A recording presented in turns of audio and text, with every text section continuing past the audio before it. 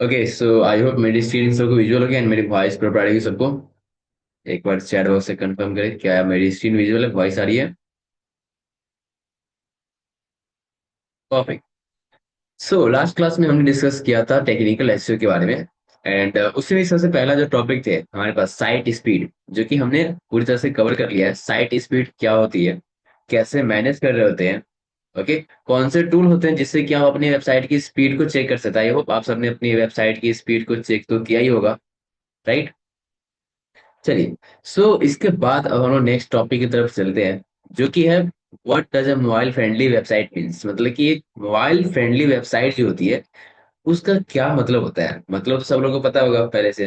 Mobile friendly का मतलब होता है कि आपकी वेबसाइट जो है मोबाइल में अच्छी खासी दिखनी चाहिए। डेस्कटॉप में तो सही है, डेस्कटॉप में तो आप दिखा रहे हो अच्छी खासे, but as well as mobile device जो होते हैं उसके स्क्रीन साइज क्योंकि छोटे होते हैं, ओके। तो उन्हें भी आपको एडजस्ट करना पड़ता है, आपके वेबसाइट को, आपके एलिमेंट्स को मोबाइल फोन के अकॉर्डिंग, कि उस डिवाइस के लिए वो अच्छे से ऑप्टिमाइज हो जाए, ओके। कि एलिमेंट्स बड़ा ना हो, एलिमेंट्स कहीं छोटा ना दिखे, ओवरलैपिंग ना हो। तो इन सब का ध्यान रखा जाता है, उसी को मोबाइल फ्रेंडली वेबसाइट कहते हैं, ओके। जिसमें कि responsive design for different sizes, अलग अलग साइज जो होते हैं, अलग अलग स्क्रीन साइज। अब देखो तो किसी मोबाइल फोन का भी स्क्रीन छोटा होता है, किसी मोबाइल फोन का स्क्रीन बड़ा होता है, ओके। तो मोबाइल फोन में भी आपको अलग अलग टाइप्स के ये सारे देखने को मिल जाएंगे, ओके। तो उनके लिए ऑप्टिमाइज करना, इजी नेविगेशन होना है, friendly touch, touch friendly elements होना है। जैसे कि मोबाइल फोन में क्या होता है कि लोग माउस वगैरह यूज नहीं करते, कर्सर नहीं होता वहां पे, तो लोग हूवर नहीं करते हैं, ओके। वहां पे टच फ्रेंडली होने चाहिए आपके एलिमेंट्स। आपके जो एलिमेंट्स होंगे वो कैसे होने चाहिए, टच फ्रेंडली, मतलब कि लोग टच कर सके, क्योंकि मोबाइल फोन में टच स्क्रीन आते हैं एंड वहां पे माउस या फिर कर्सर वगैरह तो होते नहीं है। इजी नेविगेशन का मतलब होता है कि अगर आपको किसी भी पेज पर कहीं भी जाना हो, चाहे आपके मेन्यू पे क्लिक करना हो या फिर एनीवेयर कोई लिंक पर क्लिक करना हो, तो इजीली वो क्लिक हो जाए, ओके। इजी तरीके से वो क्लिक हो जाए, उसे इजी नेविगेशन कहते हैं। एंड टच फ्रेंडली मतलब इजीली टच हो जाए वो, ओके। अब ऐसा नहीं कि इतना छोटा लिंक आपने डाल दिया कि टच आप किसी एक को कर रहे हो दूसरा टच हो रहा है, ओके। तो वो सब नहीं करने, ओके। फास्ट लोडिंग स्पीड आपकी होनी चाहिए, ओके, मोबाइल में भी, ओके। डेस्कटॉप में तो एज वेल एज होनी चाहिए, लेकिन मोबाइल में भी आपकी स्पीड अच्छी खासी होनी चाहिए। Readable text without zooming. अब अपने टेक्स्ट को ऐसा भी नहीं रखना है कि पढ़ने के लिए आपको जूम करना पड़े, ओके। कि आपने कुछ सेंटेंस लिख रखा है, टाइटल लिख रखा है, इतना छोटा आपने डाल दिया है कि पढ़ने के लिए आपको जूम करने की जरूरत पड़ रही है। तो वैसे वेबसाइट को हम लोग मोबाइल फ्रेंडली नहीं कहते हैं, ओके। मैं भी दिखाऊंगा एक टेस्ट करके अभी, okay. No unsupported elements like flash. Unsupported elements आपको यूज नहीं करने हैं मोबाइल फोन में। फ्लैश वगैरह का मतलब कि, फ्लैश मतलब कि जो बहुत ज्यादा चमकदार ऐसे लाइट वाइट होते हैं, उन सब का यूज नहीं करना है, ठीक है। नहीं तो आपकी वेबसाइट वो मोबाइल फ्रेंडली नहीं होगी। अब मोबाइल फ्रेंडली वेबसाइट चेक करने के लिए there are multiple tools, okay. कि आप अपनी वेबसाइट को चेक कर सकते हो whether it is mobile friendly और नॉट, ओके। सो जिसमें कि सबसे पहला टूल हमारे पास जो आ जाता है, that is being web master, okay. यहां से आप अपनी वेबसाइट को चेक कर सकते हैं कि आपकी वेबसाइट मोबाइल फ्रेंडली है या नहीं है, ओके। चलो हम लोग कर चलते हैं एंड लेट्स सी। आप सिंपली गूगल में टाइप कर रहे हैं ना, Bing webmaster, Bing webmaster tool search करना, ओके। एंड एक और यहाँ पे ऐड कर देना, Bing webmaster mobile friendliness. ये देखो आ जाएगा आपके सामने, एक ऐसा आ जाएगा, ओके। तो ये आप ओपन कर लेना, ठीक है। फर्स्ट वेबसाइट, यहाँ पर आपको अपने वेबसाइट का यूआरएल एंटर करना है। जैसे कि मैं अगर डाल दूं जिनमेट का, jinmet.com, एंड ये कैप्चा में फिल कर ले रहा हूँ।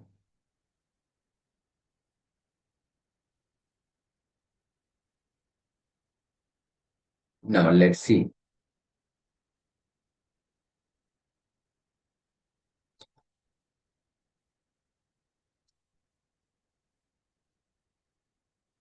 ओके, सो आप देखें कि हमारे जो रिजल्ट है हमारे सामने है। Okay, the page is mobile friendly, जो पेज अभी इसने एनालाइज किया होम पेज, वो हमारी मोबाइल फ्रेंडली है। ओके, आपके सामने रिजल्ट है यहाँ पे। The page we would configure correctly, pages content fits device with, मतलब कि पेज का जो कंटेंट है वो डिवाइस के विथ विथ के अकॉर्डिंग, उसकी जो चौड़ाई होती है उसके अकॉर्डिंग फिट है। ओके, एक यहाँ पे और भी था बट ये हाइड हो गया। Links and tabs target are sufficient large and touch friendly, मतलब ये जो लिंक्स लगे हुए हैं, जो टारगेट्स लगे हुए हैं, जैसे कि मान लीजिए अगर यही वाला बटन है बर्गर बटन, तो ये सब जो है टच फ्रेंडली है, इनफ लार्ज है, मतलब कि ठीक है, इनके साइज जो है काफी ठीक ठाक है, जूम करने की जरूरत नहीं पड़ेगी देखने के लिए या फिर क्लिक करने के लिए। ठीक है, तो ये मोबाइल फ्रेंडली का मतलब होता है। तो एक तो ये टूल है, एक टूल को और डिस्कस करते हैं हम लोग। चलो, आपको गूगल पे सर्च करना है लैम्बडा टेस्ट। क्या?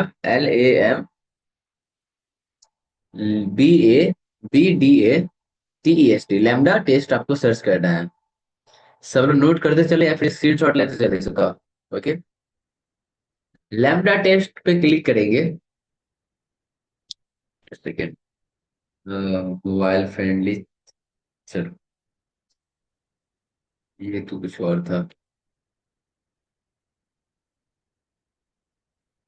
चलो आप ऐसे सर्च करो Lambda test mobile friendly, mobile friendly test, आप ये सर्च करना तो आपके सामने ये वेबसाइट ओपन होकर आ जाएगी। लैम्बडा टेस्ट किधर गया? जस्ट सेकंड, मैं लिंक से ओपन करता हूँ एक बार।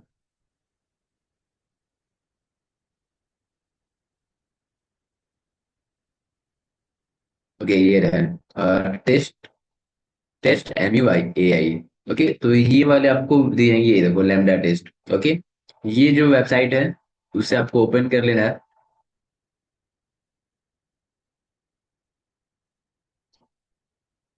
यहाँ पर आपको अपने वेबसाइट का URL टाइप करना है। gmail.com मैंने टाइप किया, एंड लेट्स सी, चेक पर मैं क्लिक करता हूँ।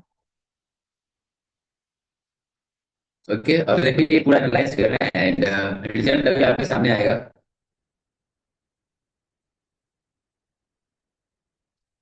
थोड़ा सा वेट करते हैं। हमारी वेबसाइट अलग अलग डिवाइस में कैसे दिख रही है वो आपको दिख, यहाँ से दिख रही है। ये देखो, आईफोन 12 प्रो में कैसा दिख रहा है, ये आईफोन 12 प्रो है, तो आप खुद से यहाँ पे चेक कर लेना। थोड़ा सा नीचे स्क्रॉल करके देखो कैसा आपका इमेज दिख रहा है, वेबसाइट कैसे दिख रही है। ये दिख रही है, कोई प्रॉब्लम नहीं है, ऐसा कोई टेक्स्ट है नहीं जिससे जूम करने की जरूरत पड़ेगा। राइट, सारे इमेज सारे टेक्स्ट जो है वो अच्छे से प्रॉपरली विजिबल है। अगर अलग डिवाइस में चेक करें तो ये गूगल पिक्सल है। ओके, इसके विड्थ ये दिए गए हैं, आप इसमें चेक करो। ओके, तो काफी सही रिजल्ट है। और भी डिवाइस को चेक कर सकते हैं आप। ओके, यहाँ से और भी डिवाइस को ऐड करके चेक कर सकते हैं। ओके, चलो अब चलते हैं कोई आगे अलग वेबसाइट की तरफ। ओके, जिसमें कि हमारे पास है स्मॉल एसईओ टूल। कौन सी वेबसाइट है? स्मॉल एसईओ टूल वेबसाइट है, यहाँ भी आप चेक कर सकते हैं। ये लो, मैंने इसे भी सर्च किया।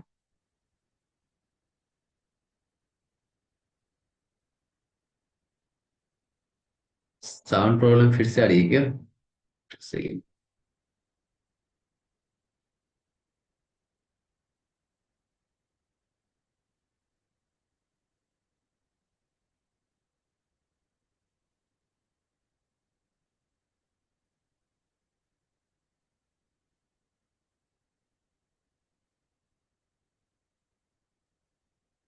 चलो अभी आई थिंक सही होगा। ओके, सो नेक्स्ट टूल की तरफ चलते हैं जिसका नाम है स्मॉल एसईओ टूल। क्या नाम है उसका? Small SEO tool. मैं फिर से आपको ओपन करके दिखाता हूँ कैसे ओपन करना है इसे। गूगल पे चले एंड यहाँ पे टाइप करें स्मॉल एसईओ टूल्स, एंड यहाँ पे एक और लिखना है आपको, mobile friendliness, mobile friendly test, आपको ऐसे लिखना है। ठीक है, चलो। सो इसके बाद आपके सामने वेबसाइट ओपन हो जाएगी। ओके। ये जो आपको सेकेंड नीचे आ जाना था सर, ये दोनों तो ऐड स्पॉन्सर्ड में है। ये देखो, स्मॉल एस्ट्रो tool dot com mobile friendly test. Okay. यहाँ पर आपको चले आना है एंड यू विल सी, या देखो, एंटर यूआरएल का ऑप्शन है, तो आप अपने वेबसाइट का यूआरएल यहाँ पर टाइप कर दे, स्टार्ट टेस्ट पर क्लिक करें। ओके। स्टार्ट टेस्ट पे क्लिक करता हूँ। ये देखो, हमारी जो टेस्ट है वो स्टार्ट हो चुकी है एंड अभी आपको पता चलेगा कि क्या आपकी वेबसाइट मोबाइल फ्रेंडली है या नहीं है। ओके। थोड़ा सा वेट कर लेते हैं हम लोग।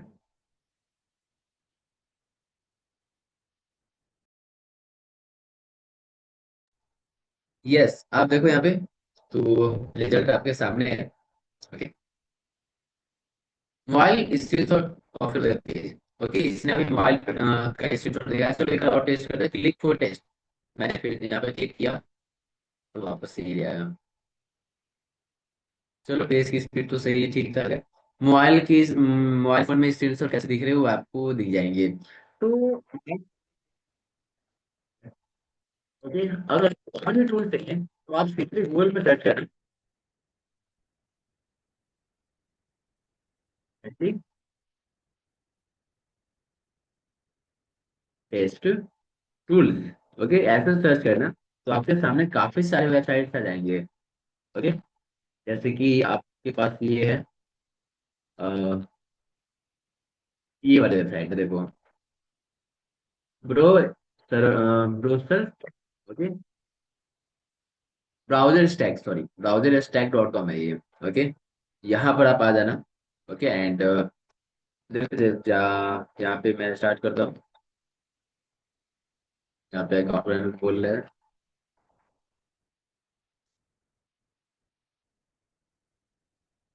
चलो, अकाउंट बनाने को बोल रहे हैं यहाँ पे, तो हम लोग इसे छोड़ देते हैं। ओके, कोई दूसरा टूल देते हैं। स्मॉल ऐसे टूल का हमने भी देखा है। ये वाले वेबसाइट को मैं चेक कर ले रहा हूँ। यस, यहाँ पे आप अपने वेबसाइट को चेक कर सकते हैं। मैं जिनमें डॉट कॉम डाल के एनालाइज करता हूँ। Let's see. अलग अलग वेबसाइट्स आपको मिल जाएंगे जो कि आपको एनालाइज करके ये बता सकता है कि आपकी वेबसाइट मोबाइल फ्रेंडली है या नहीं है।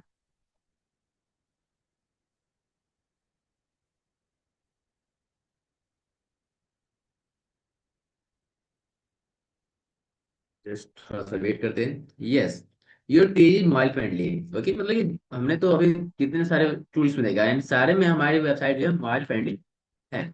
ओके। सारे में मोबाइल फ्रेंडली हमारी वेबसाइट दिख रही है।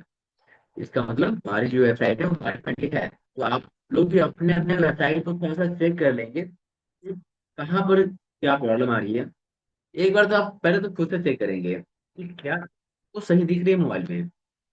ओके, उसके बाद इन टूल्स पे जाएंगे आप लोग, क्योंकि आपको अंदर से सेटिस्फेक्शन आया कि यस, मेरी वेबसाइट मोबाइल में तो अच्छी दिख रही है, तो आप चेक कर ले। ओके। ये सारी चीजें जो है ना, टेक्निकल चीज आपको बताती है। और से विजुअल चीजों को देख लोगे। ओके, विजुअली कैसे दिख रहे हैं, सब कुछ सही है। लेकिन टूल्स क्या करते हैं, आपकी वेबसाइट के टेक्निकल चीजों को भी देखते हैं। ऑलराइट। चलिए। तो इसके बाद हमारे पास नेक्स्ट टॉपिक जो है, क्रॉलेबिलिटी एंड इंडेक्सिबिलिटी। काफी अच्छा टॉपिक है, क्रॉलेबिलिटी एंड इंडेक्सिबिलिटी। इसका मतलब थोड़ा सा हम लोग समझते हैं। ओके। क्रॉलेबिलिटी एंड इंडेक्सिबिलिटी का मतलब क्या होता है। Wait a second.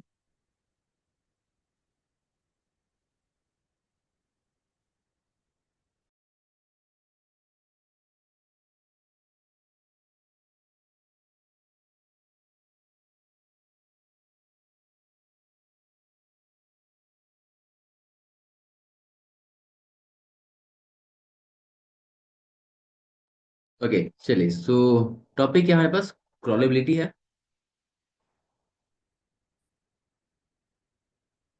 एंड इंडेक्सिबिलिटी।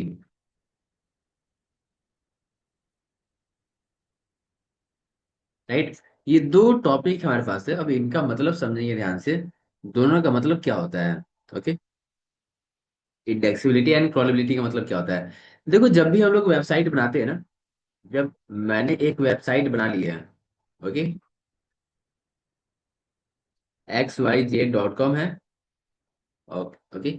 अब समझो कि मैंने जो वेबसाइट बनाई है अभी किसी को पता नहीं है, किसी भी सर्च इंजन को, ओके, सर्च इंजन के नॉलेज में नहीं है कि मैंने एक वेबसाइट XYZ.com के नाम से बनाया हुआ है। आप वेबसाइट किसी भी ब्राउजर में ओपन करेंगे तो ब्राउजर में तो ओपन हो जाएगा, ओके। XYZ.com आप किसी भी ब्राउजर में ओपन करें तो वो ओपन तो हो जाएगा क्योंकि आपने वेबसाइट बनाया है, डोमेन नेम परचेज करके, ओके। बट सर्च इंजन जैसे कि गूगल हो गया, ओके, जैसे कि बिंग हो गया, जैसे कि याहू हो गया, अगर आप इनमें सर्च करोगे ना तो ये सर्च इंजन आपको आपकी वेबसाइट कभी नहीं दिखाएगा, बिकॉज इन लोगों को पता ही नहीं है कि आपने अपनी वेबसाइट बना रखी है XYZ.com के नाम से। आपने अपनी वेबसाइट बनाई है, ये गूगल को, बिंग को या फिर किसी भी सर्च इंजन को ये पता नहीं है अभी तक। तो इनको पता कैसे करे, मतलब कि इनको कैसे पता चलता है कि हमने एक वेबसाइट बनाई है, तो हम लोग क्या करते हैं कि एक यहाँ से हम लोग खुद से बताते हैं कि भाई मैंने एक वेबसाइट बनाई है, मैंने साइट मैप के बारे में आपको बताया था, कितने लोगों को याद है साइट मैप के बारे में? सबको बताया था ना। साइट मैप क्या करता है? चलो अगर नहीं बता तो आप ध्यान समझ लेना। अब दोनों के बीच में कनेक्शन कैसे होता है? अच्छा, आपको ये मैंने बताया था, ये जो वेबसाइट है, वेबसाइट एंड गूगल, ओके, इन दोनों के बीच में कनेक्शन कौन बिल्ड करता है? ओके, डायरेक्टली हम लोग गूगल से कम्युनिकेट नहीं करते हैं, तो दोनों के बीच में कनेक्शन कौन बिल्ड करता है? रैंक मैथ, ओके, या फिर कोई भी एसईओ का प्लगइन। मैं रैंक मैथ को ही लेता हूँ। रैंक मैथ जो होता है इन दोनों के बीच में एक ब्रिज बनाता है, ताकि हम लोग जो वेबसाइट है वह वेबसाइट गूगल से बातें कर सके अब, ओके, गूगल से वो बातें कर सके, इसके लिए रैंक मैथ एक ब्रिज बनाता है, राइट। अब चलो, ये ब्रिज कैसे काम करता है थोड़ा सा समझते हैं। ये जो ब्रिज है ना, वो आपके साइट मैप से कनेक्टेड होते हैं, ओके। जैसे कि वेबसाइट पर कितने यूआरएल है, कौन कौन से पेज बने हुए हैं, कौन कौन से पोस्ट बने हुए हैं, कितने प्रोडक्ट्स आपने ऐड कर रखे हैं वेबसाइट पर, इन सब की इंफॉर्मेशन जो होता है ना, वो वेबसाइट से गूगल तक कौन पहुंचाता है? आपकी वेबसाइट से गूगल तक, या फिर किसी भी सर्च इंजन के पास, किसी भी सर्च इंजन के पास कौन पहुंचाता है? तो साइट मैप जो होते हैं ना, वही रिस्पॉन्सिबल होते हैं। ये जो साइट मैप होता है, ये बहुत लाइक ये इंपॉर्टेंट रोल प्ले करता है आपकी वेबसाइट को गूगल तक दिखाने के लिए, ओके। ये जो साइट मैप होता है ना, ये रैंक मैथ जनरेट करता है। रैंक मैथ एक साइट मैप का लिंक जनरेट करता है, एक फाइल बनाता है। रैंक मैथ जब प्लगइन हम लोग इंस्टॉल करते हैं ना, उसी समय एक फाइल ये बना देता है साइट मैप का, ओके। एंड ये साइट मैप के पास जो होती है आपकी वेबसाइट की पूरी इंफॉर्मेशन होती है, क्योंकि आपने ये प्लगइन इंस्टॉल कर रखा ऑलरेडी रैंक मैथ का। एंड रैंक मैथ ने साइट मैप को जनरेट किया, तो साइट मैप के पास ऑलरेडी आपकी वेबसाइट की पूरी इंफॉर्मेशन है कि आपने कितने यूआरएल बना रखे हैं, आपके पास कितने पेज है, आपके पास कितने पोस्ट है, आपके पास कितने कैटेगरी है, ओके, आपके पास कितने इमेज है, उन सब की इंफॉर्मेशन, आपके पास कितने प्रोडक्ट्स है, ओके, ये सारी की सारी इंफॉर्मेशन जो है ना साइट मैप के पास होती है, ओके। एंड साइट मैप को कौन देता है? तो रैंक मैथ देता है। अब ये साइट मैप क्या करता है, गूगल को ये सारी इंफॉर्मेशन सेंड कर देता है कि लो भैया, देखो इस वेबसाइट पे ये यूआरएल है, ये पेज है, पेज आपने बनाया तो पेज के अंदर कौन सा कीवर्ड डाल रखा है, ओके। ये सारी की सारी इंफॉर्मेशन रैंक मैथ के थ्रू गूगल के पास जाते हैं साइट मैप के थ्रू, ठीक है। चलिए, सो अब क्रॉलेबिलिटी एंड इंडेक्सिबिलिटी की बात कर ले हम लोग थोड़ा सा। क्रॉलेबिलिटी क्या होती है, इंडेक्सिबिलिटी, okay. Crawlability is this is the website ability to be accessed and navigated by search engine boards। अब देखो, मैंने आपको क्लास के स्टार्टिंग में, जब क्लास हमारी स्टार्ट हो रही थी उसमें मैं बताया था कि कैसे कैसे हमारा जो सर्च इंजन है वो वर्क कर रहा होता है। सर्च इंजन कैसे कैसे वर्क करता है इसके बारे में हमने ऑलरेडी डिस्कस कर रखा है। तो सबसे पहले क्या होता है, आपकी वेबसाइट होती है, ओके। समझना ध्यान से। आपकी वेबसाइट होती है एंड ये गूगल हो गया है। ओके। अब यहाँ पे देखो ध्यान से, होता क्या है क्रॉलेबिलिटी का मतलब मैं समझा रहा हूँ अभी। ओके। आपने जो वेबसाइट बनाई है अभी किसी को विजिबल नहीं है, किसी को कुछ पता नहीं है। होता क्या है कि आप जब भी कुछ बनाते हैं, ओके, वेबसाइट बनाते हो तो आप गूगल को इंडेक्सिंग के लिए सेंड करते हैं। अभी समझ लेते हैं कि गूगल को आप बता रहे हो कि मैंने एक वेबसाइट बनाई है, तो गूगल क्या करता है अपने डेटाबेस में, अपने डेटाबेस में आपके चीजों को वो स्टोर करता है। ओके। आपके जितने भी इंफॉर्मेशन होते हैं उसे क्या करता है अपने डेटाबेस में वो स्टोर कर लेता है। राइट। चलो मैं आपको दिखाता हूँ अगर अवेलेबल होगा तो।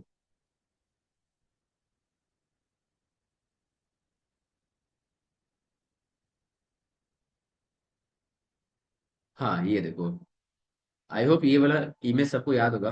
ओके, कि कैसे कैसे सर्च इंजन वर्क करता है, याद है सबको। तो अभी देखो यहाँ पे सबसे पहले तो जो गूगल होते हैं उनका अपना एक स्पाइडर बोट कह लो, गूगल का अपना एक बोट होता है। All right. गूगल के पास अपना बोट कह लो, क्रॉलर कह लो या फिर स्पाइडर कह लो। ओके। तो ये स्पाइडर क्या करता है ना, इसका काम बस इतना रहता है कि आप अलग अलग वेबसाइट पर विजिट करते रहो। जिन लोगों ने अपना साइट मैप को, जितने भी लोगों ने साइट मैप को इंडेक्स कर रखा है, साइट मैप को दे रखा है, उन साइट मैप्स को विजिट करते रहो आप। मतलब कि अलग अलग वेबसाइट्स को आप विजिट करते रहो, इसका बस यही काम होता है, विजिट करना। ओके। अब देखो, जब भी स्पाइडर आपकी वेबसाइट पर आते हैं तो वो ये चेक करते हैं कि आपकी वेबसाइट पे कौन कौन से कंटेंट लिखे गए हैं। ओके। ये आपकी वेबसाइट है। ओके। जब भी आपका जो बोट होते हैं, क्रॉलर होते हैं, आपकी वेबसाइट पे आते हैं, किसके जरिए आते हैं, साइट मैप के जरिए आते हैं। ओके। ये आने के बाद आपकी वेबसाइट को रीड कर रहा है अब। ठीक है। आपके वेबसाइट जब रीड करता है तो उसने देखा कि आपने एक कंटेंट नया लिखा है, व्हाट इज एसईओ करके है। व्हाट इज एसईओ करके आपने एक नया पेज बनाया है। तो क्रॉलर क्या देखता है कि आपने तो एक नया पेज बना रखा है, अब चलो इसको देखते हैं कि ये पेज कैसा है। ओके। अब क्रॉलर ने आपके इस वाले पेज को भी एनालाइज किया, व्हाट इज एसईओ को भी एनालाइज इसने किया। ओके। इसको लगा कि यस ये पेज अच्छा है, इसे हम लोग इंडेक्स कर सकते हैं, मतलब कोई प्रॉब्लम नहीं है यहाँ पे।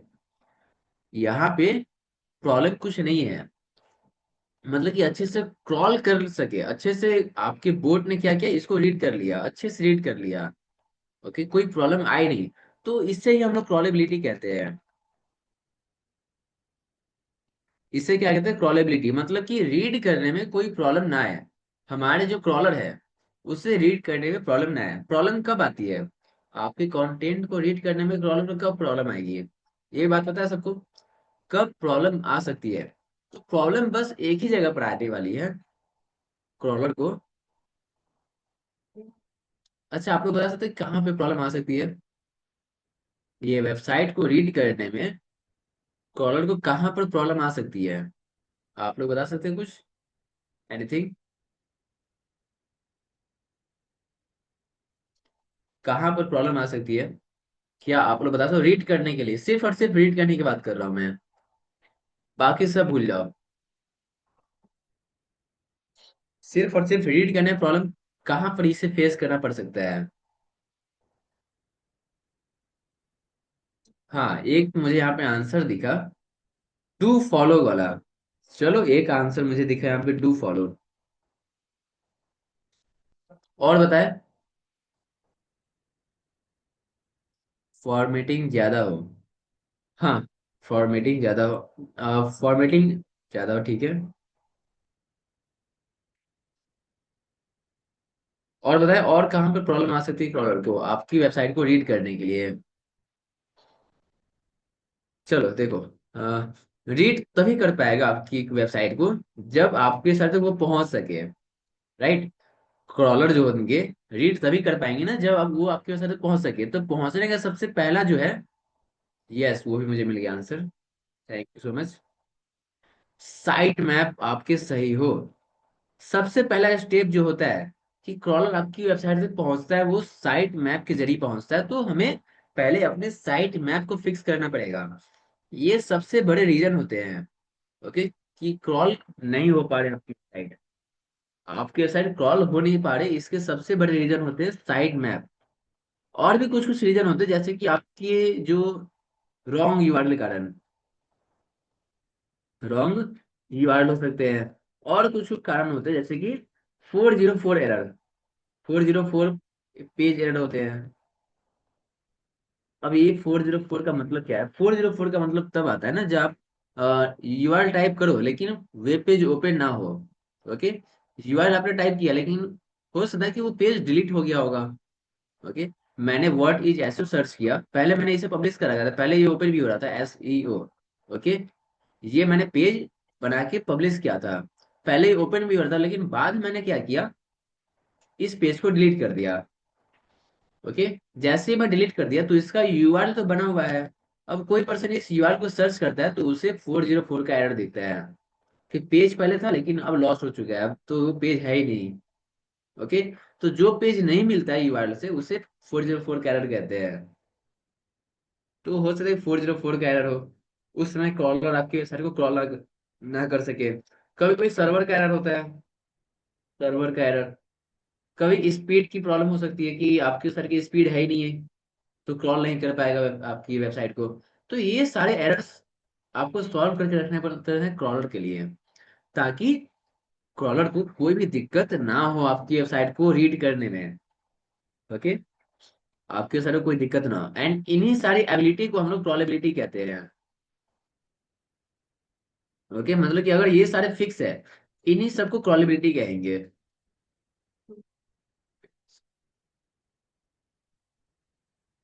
क्रॉलेबिलिटी मतलब कि आपके साइट क्रॉल होने के लिए रेडी है, आपके पास एबिलिटी है आपके वेबसाइट के पास कि वो क्रॉल हो सके। ओके, चलिए, तो आई होप ये क्रॉलेबिलिटी का मतलब सबको समझ में आ गया होगा। ओके, अब देखो इंडेक्सिबिलिटी का मतलब समझिए। ओके, कि दो टर्म हमारे पास है, हमारे पास अभी यहाँ पे दो टर्म पड़े हुए हैं। ओके, एक क्या है, क्रॉलेबिलिटी, एंड दूसरा the this is the website ability to be accessed and navigated by search engine bots. वही है जो कि मैंने बताया था अभी। If your site is crawlable, bot can explore its pages and link. अगर आपकी पेज क्रॉलेबल है, मतलब क्रॉल की जा सकती है, तो आपकी वेबसाइट पर जितने भी लिंक्स है, पेज है, उन सबको क्रॉल कर पाएगा। ओके, इंडेक्सिबिलिटी का मतलब क्या होता है? अब इंडेक्सिबिलिटी का मतलब आप समझे ध्यान से।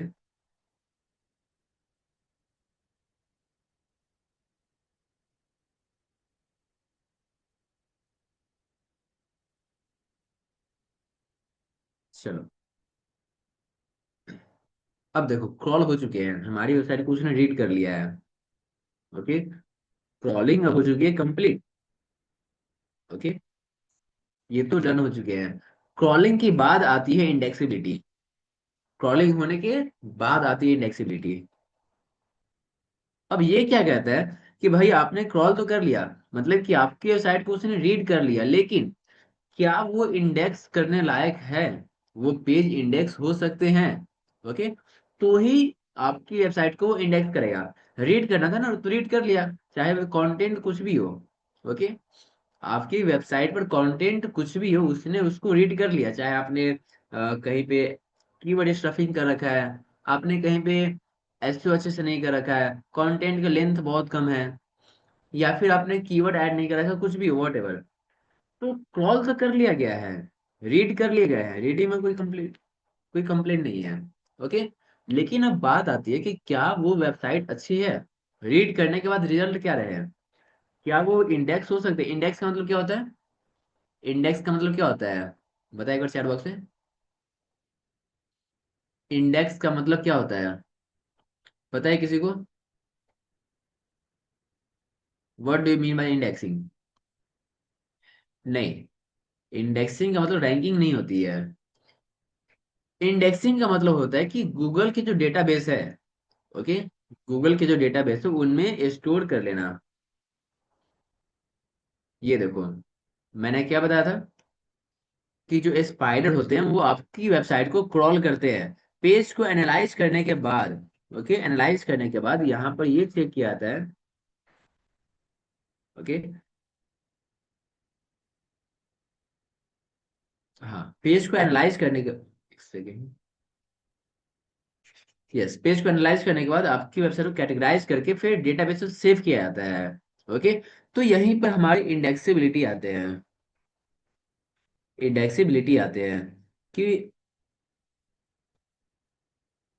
आपकी वेबसाइट इंडेक्स होने लायक है या नहीं है। ओके, क्रॉल तो हो चुकी है, एनालाइज कर लिया गया है। एनालाइज करने के बाद क्या आपकी वेबसाइट इंडेक्स हो सकती है। ओके। तो अगर इंडेक्स हो सकते हैं तो आपकी वेबसाइट सेव हो जाएगी। अगर इंडेक्स होने के लायक नहीं होगा तो वो हट जाएगी, इंडेक्स नहीं होगी। तो अब देखो इंडेक्स ना होने के क्या क्या क्या कारण हो सकते हैं। चलो आप लोग बताओ, इंडेक्स ना होने क्या क्या क्या रीजन हो सकते हैं। फास्ट एवरीवन, फास्ट बताएंगे। इंडेक्स मतलब होता है कि आपकी वेबसाइट को उसने अपने डेटाबेस में स्टोर कर लिया। इंडेक्स का मतलब ये होता है स्टोर करना। आप इसका सीधा सीधा मतलब समझ लो, इंडेक्स का मतलब होता है सेव कर लेना या फिर स्टोर कर लेना। ओके। आपकी वेबसाइट को, आपके पेज को डेटाबेस में स्टोर कर लेना, इस डेटाबेस में सेव कर लेना, दैट्स इट। इसका यही मतलब होता है इंडेक्स का मतलब। चलिए इसको एक बार रीजन आप लोग लिस्ट करें। रीजन बताए कि इंडेक्सिंग किन किन कारणों से नहीं हो सकती है। कौन कौन से ऐसे रीजन हो सकते हैं जिसके कारण इंडेक्सिंग में प्रॉब्लम आएगी। Improper content, AI generated content, चलो दैट्स ग्रेट। इम्प्रॉपर कंटेंट हो गया, एक है एआई कंटेंट, और सब लोग बताएं क्या क्या रीजन हो सकते हैं according to you. Keyword stuffing,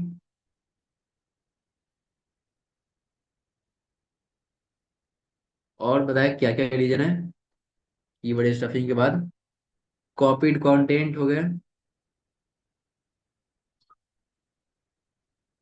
ठीक है।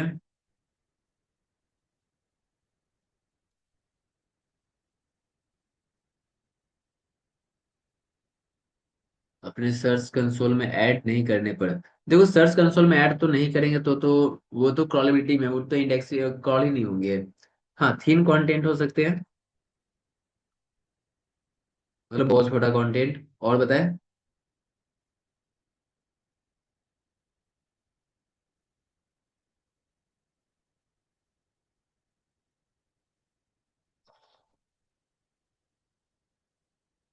प्लेगराइज होने पर तो वो मैंने कॉपी कंटेंट लिख दिया अभी। यस, मोबाइल फ्रेंडली ना होना, that's great.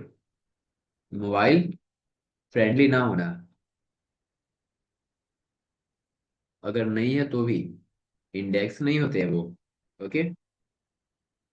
Speed, good, speed ना हो। और बताए क्या क्या रीजन हो सकते हैं कि आपकी वेबसाइट को क्रॉल करने के बाद वो इंडेक्स ना करे। रीड तो कर लिया लेकिन उसे इंडेक्स कर ही नहीं रहा है, तो क्या क्या रीजन हो सकते हैं, ये आपसे मैं जानना चाहता हूँ। हाँ, एक तो रीजन ये तो ऑब्वियस बात है, क्रॉल वाला, कि अगर क्रॉल ही नहीं हुए हैं। ओके। क्रॉलिंग ही नहीं हुई है तो वो इंडेक्स भी नहीं होंगे, तो इसे मैंने लिस्ट कर दिया, ठीक है। क्रॉल ही नहीं हो पाया है तो इंडेक्स कहाँ से होगा। चलो इतने सारे रीजन तो मुझे मिल गए कि इनके वजह से आपकी वेबसाइट में प्रॉब्लम आ सकती है। यस, एक और सबसे बढ़िया मुझे मिला जो कि है robots.txt का। robots.txt की वजह से हो सकता है। तो ये सारे के सारे रीजंस है जिनकी वजह से आपकी वेबसाइट इंडेक्स नहीं हो पाती है। एक दो और यहाँ पे रीजन होते हैं, नो इंडेक्स टैग। वैसे ये सारी चीजें अभी मे भी आपको समझ में ना आए, रोबोट.txt। ओके। नो इंडेक्स टैग समझ में ना आया तो वो सब समझाऊंगा मैं आगे। नो इंडेक्स टैग की वजह से होते हैं। ओके। ये एक ऐसा टैग होता है ना जो आपकी आप वेबसाइट पर लगा दो तो वेबसाइट क्रॉल तो होगी लेकिन इंडेक्स नहीं होगी। ओके। और कुछ बता सकते हैं आप लोग। चलो, वेबसाइट का न्यू होना, हाँ, it could be a reason कि आपकी वेबसाइट एकदम न्यू है। ओके। तो समटाइम वो भी इंडेक्स नहीं होते हैं। लेकिन ये बहुत बड़ा रीजन नहीं है, ओके। लेकिन ठीक है, ओके। चलो, तो ये सारे के सारे रीजंस रहे हैं जिनकी वजह से आपकी वेबसाइट जो है इंडेक्स नहीं हो पाएगी। ओके। चलिए, तो थोड़ा सा हम लोग देखते हैं आगे। इंडेक्सिबिलिटी का मतलब समझ लिए। After a site is crawled, okay, after a site is crawled, indexability determines if those pages can be added to the search engine index। okay, मैंने क्या बताया कि क्रॉल करने के बाद, ओके, क्रॉल करने के बाद ये डिसाइड किया जाता है कि क्या आपके पेज को, आपके कंटेंट को गूगल सर्च इंजन के इंडेक्स में, उनके जो डेटाबेस है वहां पर सेव करे या फिर ना करे। ओके, ऐड किया जाए या ना किया जाए, उसी को इंडेक्सिबिलिटी कहते हैं। Meaning they can show up in search result, मतलब कि क्या वो सर्च रिजल्ट में दिखाने लायक है। ओके, अगर कोई पर्सन यहाँ पे सर्च करता है व्हाट इज एसईओ, ओके, तो क्या वो इन सब की जगह पे दिखाने लायक है, इस लिस्ट में आने के लायक है। ओके, तो उसे ही हम लोग इंडेक्सिबिलिटी कहते हैं। ओके, उसकी कैपेबिलिटी है कि अब वो इंडेक्स हो सके, गूगल के डेटाबेस में स्टोर हो सके। Okay, for good SEO your site needs both crawlability and indexability. एक अच्छा एसईओ तब माना जाता है जब आपकी वेबसाइट क्रॉलेबिलिटी भी हो, आपके वेबसाइट में इंडेक्सिबिलिटी भी हो। मतलब कि bot can access your content and content can appear in search result. Okay, ये दोनों चीजें का होना बहुत जरूरी है। ओके, तो ही जाकर आपकी वेबसाइट एक अच्छी एसईओ गेन कर पाता है। राइट। चलिए, अब हम लोग समझते हैं थोड़ा सा प्रैक्टिकली सारी चीजों को। ओके, मैं चलता हूँ वेबसाइट पर।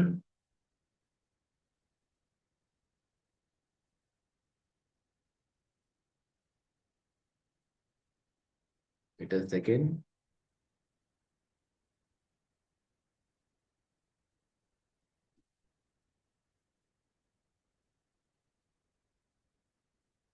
जस्ट मैं एक बार होस्टिंग का लॉगिन कर लूँ एंड फिर स्क्रीन शेयर करता हूँ।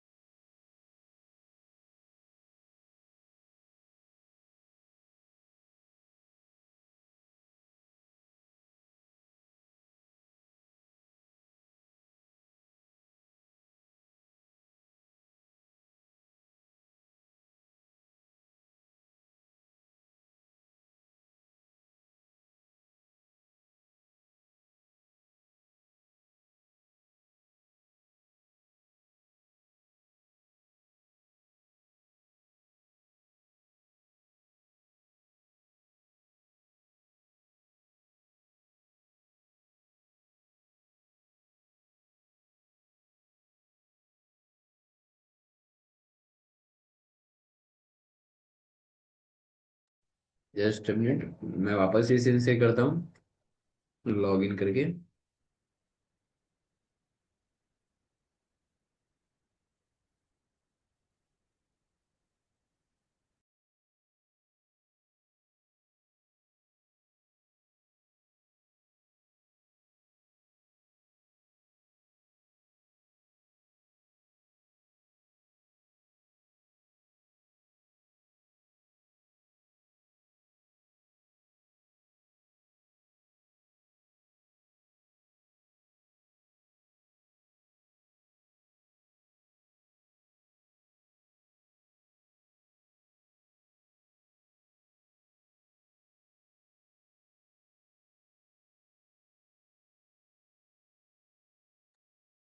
ओके, चलिए, मैंने अभी वेबसाइट ओपन किया, demo.internet.in, जो कि हम लोग प्रैक्टिस कर रहे हैं उस पर।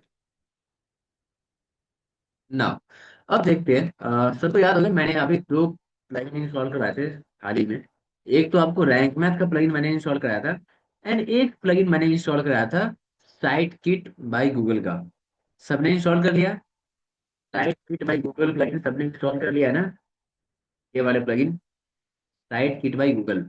ओके, ये दो प्लगइन मैंने आपको इंस्टॉल कराए थे ताकि यहीं से हम लोग सारी चीजों को मैनेज कर सके।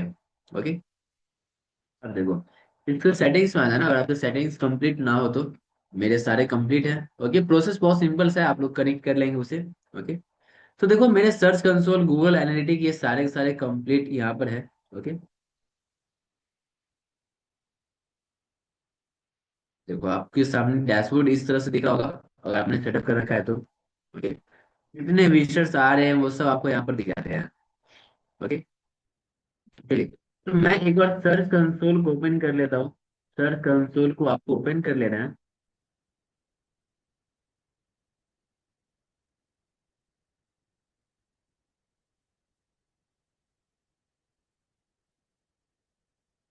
ये देखो, सर्च कंसोल पे आप क्लिक करेंगे, देखो जब भी आप साइट में आपको ओपन करेंगे तो थोड़ा सा नीचे स्क्रॉल करना पड़ेगा, एंड यहीं पर आपको सर्च कंसोल दिख जाएगा। ये ऐसे नहीं दिखा, ये ऐड आपको नहीं दिखेंगे, ठीक है। तो सर्च कंसोल यहाँ पे आपको दिख जाएगा, नीचे में ही देखना।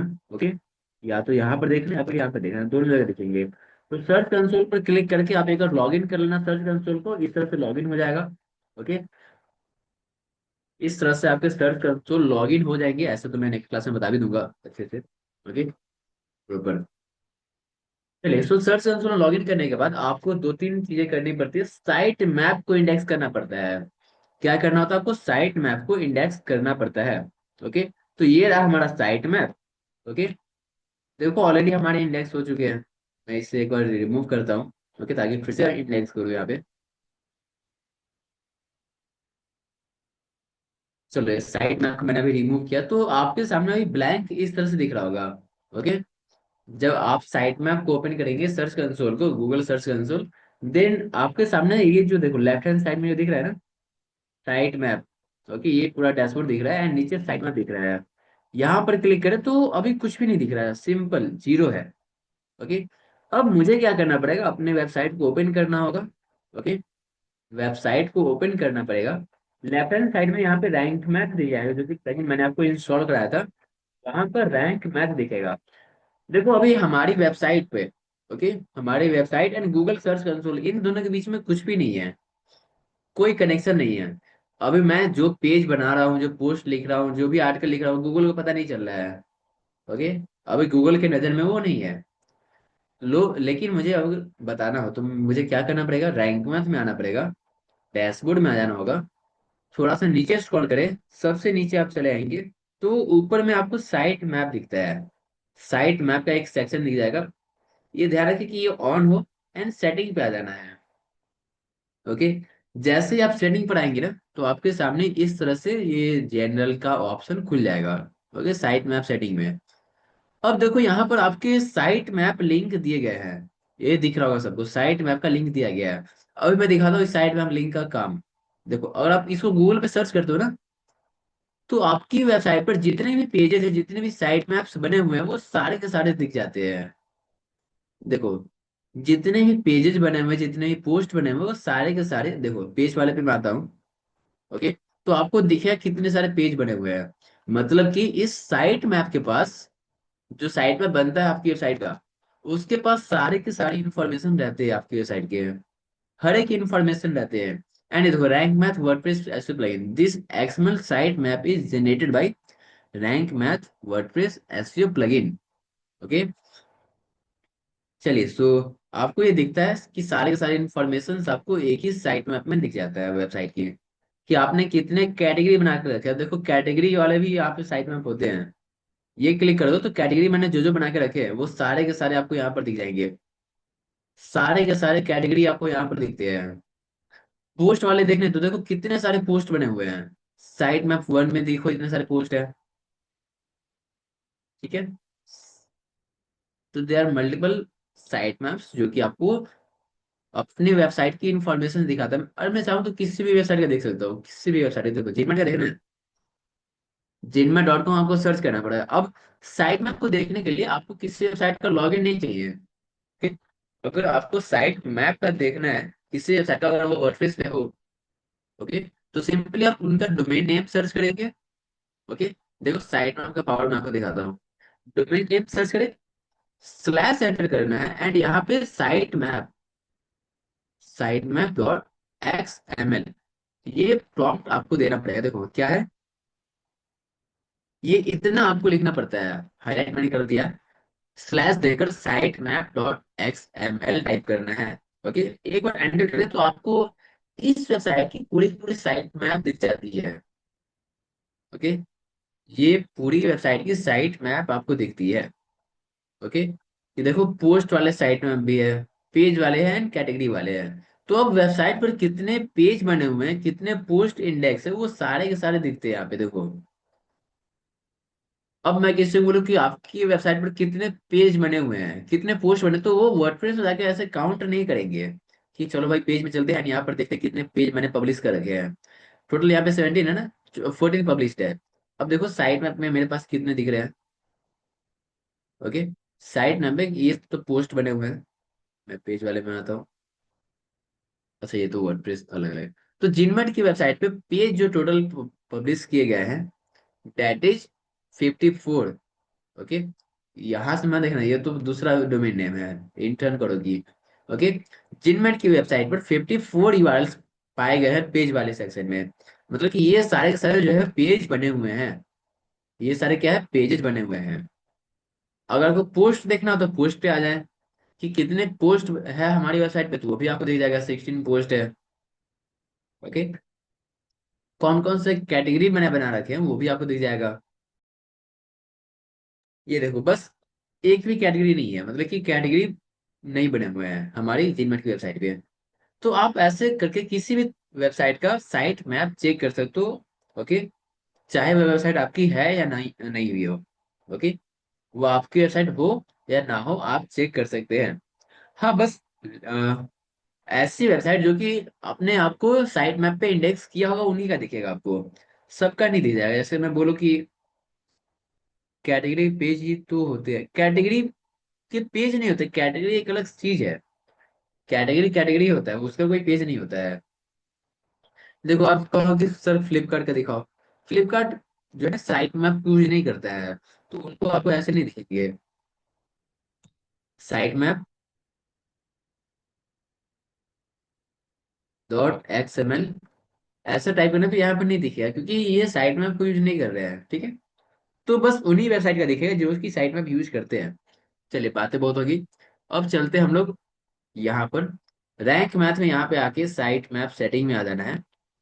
तो ये आपको साइट मैप का लिंक मिलता है। क्या मिला, साइट मैप का लिंक। इसे मुझे कनेक्ट करना होता है आपकी वेबसाइट से, आपके सर्च कंसोल से। तो देखो ऐड न्यू साइट मैप, मतलब कि अभी कोई साइट मैप यहाँ पे कनेक्टेड नहीं है। डेमो डॉट इंटर्न करो, ये जो वेबसाइट है इसकी कोई भी साइट मैप अभी तक यहाँ पे जुड़ी हुई नहीं है, तो मुझे उसे ऐड करना पड़ेगा। तो देखो मैं पूरा कॉपी कर लेता हूँ, साइट मैप लिंक को कॉपी कर लो एंड यहाँ पर आके इसे पेस्ट कर देना है। लेकिन एक चीज आप देखना कि ये https://demo.intern.in यहाँ तक दो दो बार आ चुके हैं, मतलब कि इसने पहले से डोमेन नेम ऐड करके रखा है। ये ऐड करके रखता है क्योंकि जानता है डोमेन नेम वही है, चेंज तो होगा नहीं, इसलिए इसने ऐड करके रखा हुआ है। तो मुझे यहाँ तक इसकी नीड नहीं है। ओके, डॉट इन तक नीड नहीं थी तो मैंने डॉट इन तक हटा दिया, बस इसी की नीड है। अब ये पूरा यूआरएल कुछ इस तरह से बन चुका है। ओके, तो कोई प्रॉब्लम वाली बात नहीं है। सबमिट पे मैं क्लिक करता हूँ। ये देखो हमारा साइट मैप सबमिट हो चुका है, साइट मैप सबमिटेड सक्सेसफुली। ये देखो हमारा साइट मैप जो है वो सबमिट हो चुका है। ठीक है, अभी पेज वाले सबमिट हुए, बाकी कैटेगरी ये सब कुछ कुछ बाकी है, पोस्ट वाले बाकी है। तो ये सब धीरे धीरे सबमिट हो जाते हैं। अब देखो इस पर भी आपको दिख जाएगा कितने पेज बने हुए हैं, क्या है चीजें हैं। ओके, ये देखो 14 यूआरएल्स पाए गए हैं हमारी वेबसाइट पर। ठीक है, इतने सारे पेज बने हुए हैं। तो इस तरह से आपको साइट मैप को सबमिट करना पड़ता है अपने सर्च कंसोल के अंदर। ओके, आई होप यहाँ तक सब लोग समझ में आ गए होंगे, सबको क्लियर हो गया होगा। साइट मैप मैंने बताया, एक्सएमएल साइट मैप, दो तरह के साइट मैप होते हैं, एक तो एक्सएमएल साइट मैप होता है, एक एचटीएमएल साइट मैप होता है। ओके, एचटीएमएल वालों को हम डिस्कस करेंगे ओके बाद में। आई होप आप लोग यहाँ तक क्लियर हो गए होंगे कि साइट मैप क्या होता है, क्रॉलेबिलिटी क्या होती है, इंडेक्सिबिलिटी क्या होती है, ये सब सबको समझ में आ गया होगा। अगर आ गया तो मुझे एक बार चैट बॉक्स बता दे फास्ट। क्या आप सभी लोग यहाँ तक क्लियर हो गए?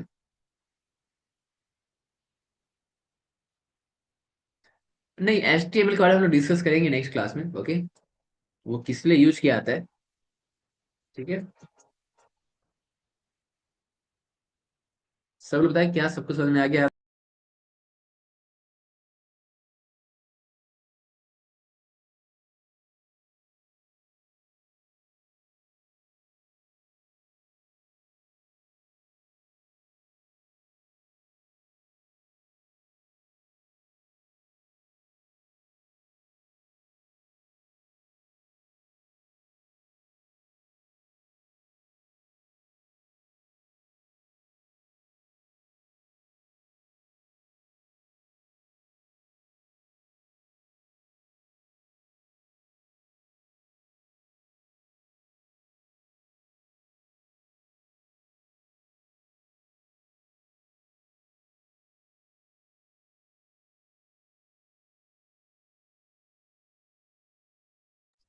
चलिए सभी लोग समझ में, दैट्स ग्रेट।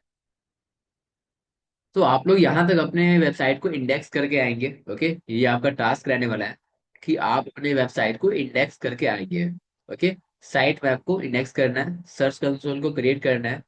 ओके, तब जाके आपकी जो ये पूरी इनएक्सिबिलिटी क्रॉलेबिलिटी ये प्रॉपर हो पाएंगे। ओके, अपने वेबसाइट को मोबाइल फ्रेंडली बना लेना है। ओके, ये ना हो कि मोबाइल में कुछ और दिख रहे हैं, अजीब तरह से दिखे। ओके, तो ध्यान रखिए मोबाइल ही सबसे ज्यादा जरूरत है। हमें अपने वेबसाइट को मोबाइल फ्रेंडली ही बनाने हैं। डेस्कटॉप पे लोग उतने लोग सर्च नहीं करते हैं जितना लोग मोबाइल से सर्च करते हैं। तो इस बात का ध्यान रखिए कि हमारे ऑडियंस ज्यादातर मोबाइल पे ही है। ओके, तो मोबाइल के लिए ऑप्टिमाइज करना जरूरी होगा आपको। ओके, चलिए। सो आई होप सबको समझ में आया होगा, तो सेशन को हम यहीं पे बाइंड अप करेंगे। सेशन यहीं पे स्टॉप करते हैं हम लोग।